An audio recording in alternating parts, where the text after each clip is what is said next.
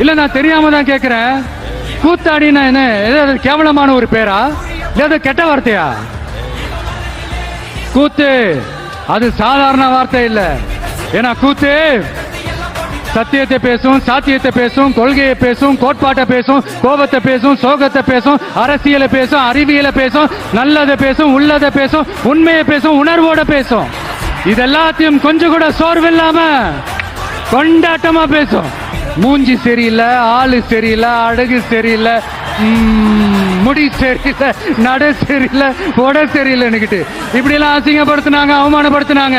ஆனா கொஞ்சம் கூட கலங்காம ஒவ்வொரு வாய்ப்புக்காகவும் ஒவ்வொரு சூழலுக்காகவும் காத்திருந்து சுத்தி சுழண்டு உழைச்சி மேல வந்தவன் தான் அந்த கூத்தாடி. அப்ப கூட உழைப்பு மட்டும்தாங்க என்னோடது. அதன் மூலமா எனக்கு கிடைச்ச மத்த எல்லாத்துக்கும் காரணம் நான் இல்ல.